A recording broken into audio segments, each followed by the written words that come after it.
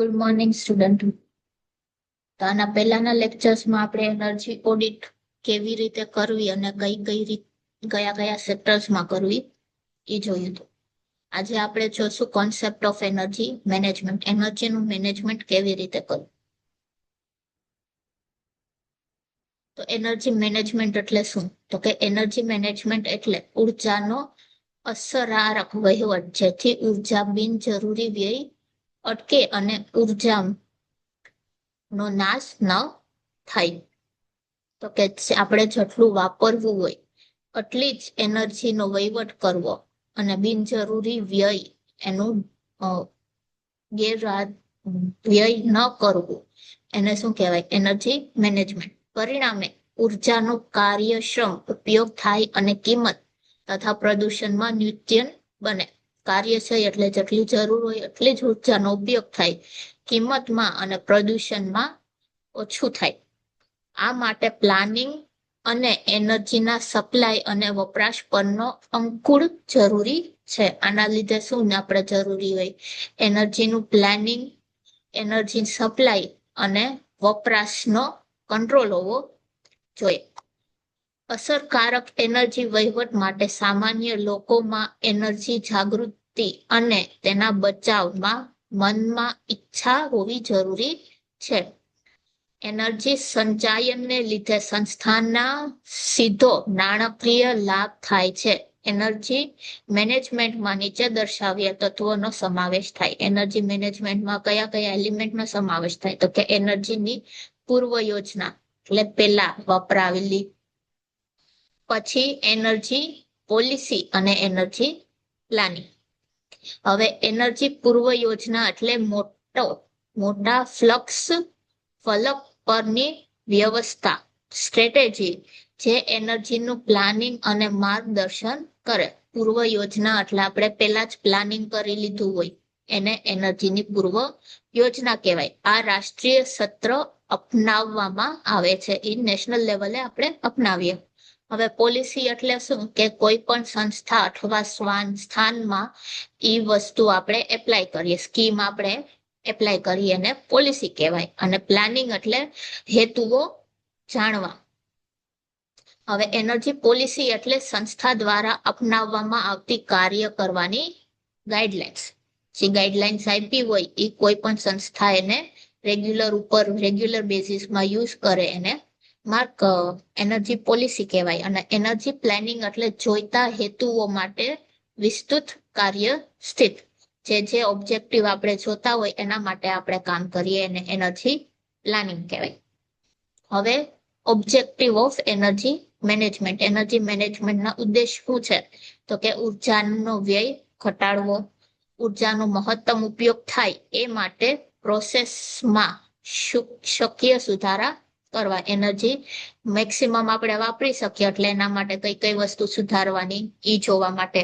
પછી એનર્જી વ્યય ઘટે તે માટે સ્ટાફને ટ્રેનિંગ આપવી અને મોટિવેટ કરવા. એનર્જી ઓછો વપરાય એના માટે સ્ટાફને ટ્રેનિંગ આપવી અને મોટિવેટ કરવાનું. પછી ટેકનોલોજીનો ઉપયોગ કરી એનર્જી એફિશિયન્સીને મેક્સિમમ સુધી પહોંચાડવું.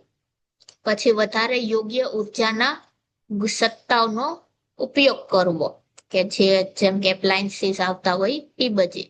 પછી ઉર્જાનું કન્ઝપ્શન ઘટા તે માટે સતત સુધારા કરવા. આ ક્વેશ્ચન 3 માર્કમાં પૂછાય કે એનર્જી મેનેજમેન્ટનો ઉદ્દેશ્ય શું છે? તો કે ઉર્જાનો વ્યય ઘટાડવો, પછી મહત્તમ ઉપયોગ કરવો એનર્જીનો, પછી એનર્જી ઘટે એના માટે સ્ટાફને ટ્રેનિંગ આપવી અને એને મોટિવેટ કરવું. પછી યોગ્ય નવા ટેકનોલોજીસ આવતા હોય એનર્જી એફિશિયન્સીને સુધારવા માટે, તો કે એનો ઉપયોગ કરવો. પછી વધારે યોગ્ય ઉર્જાના એપ્લાયન્સ નો ઉપયોગ કરવો અને એનર્જીનું ઓછું કન્ઝપ્શન થાય એ માટે સુધારા કરવા. હવે એના પછીનો ક્વેશ્ચન છે કે એનર્જી મેનેજમેન્ટના સિદ્ધાંતો. એનર્જી મેનેજમેન્ટના પ્રિન્સિપલ કયા કયા છે? તો કે એનર્જી પૂરી પાડતા વહીવટી તંત્ર એનર્જીનો બચાવ થાય એ જોવું જોઈએ. કે શું? કે એનર્જીને આપણે પૂરી પાડીએ એ વહીવટ માટે બચાવ થાય એ જોવાનું. આથી દરેક જે પણ કન્ઝ્યુમર્સ હોય એ સંસ્થાથી એનર્જી પોલિસી હોવી જોઈએ અને સ્થાનના અધિકારીઓએ પોલિસીને વળગી રહેવું જોઈએ. જે કોઈ પણ એનર્જીને લાગતી વળગતી પોલિસી આવી હોય એને ઉપયોગ કરવો. આપણે આગળ જોઈતી એનર્જીની ઓડિટ માટે કઈ કઈ પોલિસી છે, એનર્જી કન્ઝપ્શનની કઈ કઈ પોલિસીસ છે, એ બધી ઉપર ધ્યાન રાખવું અને એ જ પોલિસીથી આગળ વધવું.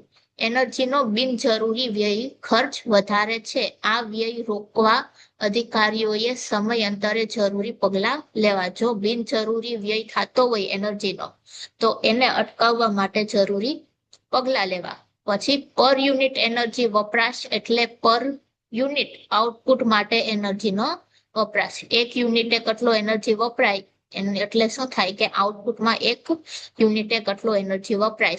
આ વપરાશને કન્ઝ્યુમર યુક્ત પગલાં લઈ ઘટાડી શકાય.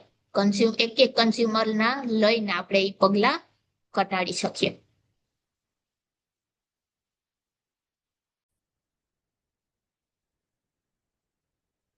હવે આવે છે એનર્જી ના મેનેજમેન્ટ, ઇલેક્ટ્રિક એનર્જીના ફાયદા. તો એફિશિયન્સીની વધારે હોવાથી પાવર લોસ ઓછો હોય છે, તેથી એનર્જી સંચય થાય. એફિશિયન્સી વધારે છે એના લીધે લોસીસ ઓછા થાય. પછી પાવર ફેક્ટરમાં સુધારા થાય. લોસ ઓછો થવાથી હીટિંગ ઓછું થાય છે અને લોસના ફેરફારની સાથે એફિશિયન્સીમાં ઓછો ફેરફાર થાય છે, એટલે કે ઓછો લોડ પર એફિશિયન્સીમાં ઘણો ઘટાડો થતો નથી. પછી નોઇઝમાં ઘટાડો થાય છે અને વોલ્ટેજમાં ફેરફારની ઓછી અસર થાય છે, તેથી ઓવરહીટિંગનું સહન કરી શકે છે.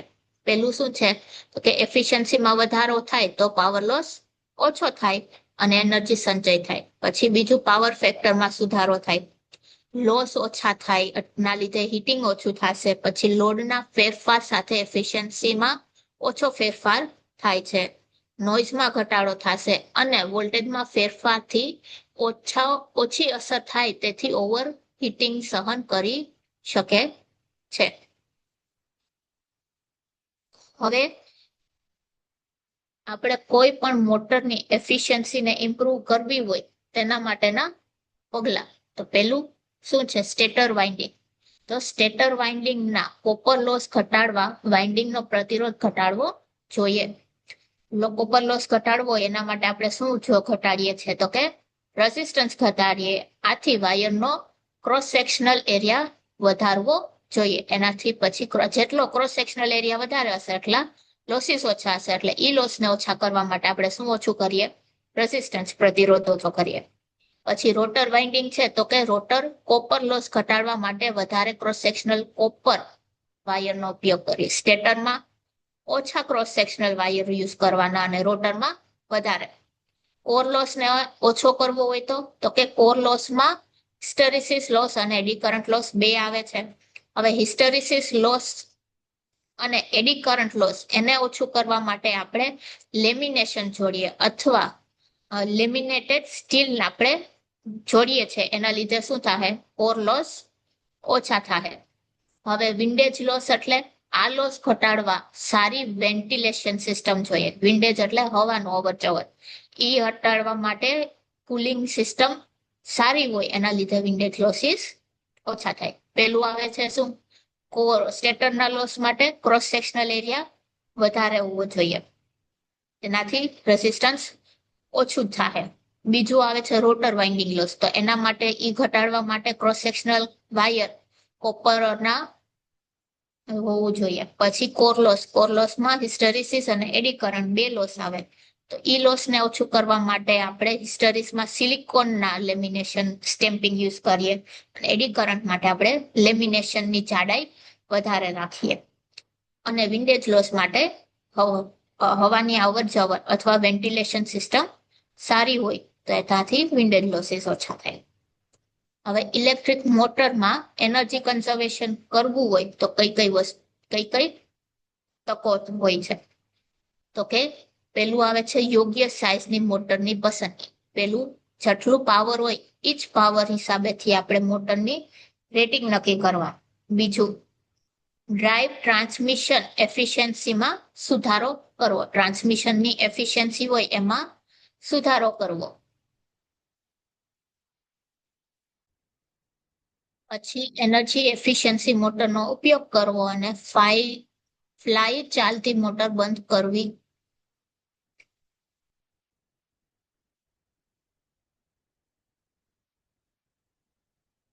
પછી મોટરની ઓપરેટિંગ સિસ્ટમમાં સુધારો. આપણે જે ચાલુ કરીએ મોટર એની ઓપરેટિંગ સિસ્ટમમાં આપણે સુધારો કરી શકીએ. પછી એનર્જી એફિશિયન્સી વાળા મોટરનો ઉપયોગ કરી અને ફાઇલ ચાલતી મોટર બંધ કરવી. એટલે કે ઇલેક્ટ્રિકલમાં ઘણીવાર અમુક મશીન ફાજલ ચાલ્ય કરતા હોય, જેમ કે એક્ઝોસ્ટ ફેન ને એ બધુંને બંધ કરવું. આજે આપણે અહીંયા સુધી રાખીએ. કાલે જોશું કે પાવર ફેક્ટર શું અને એને આપણે પાવર ફેક્ટરને કેવી રીતે ઇમ્પ્રૂવ કરી શકીએ.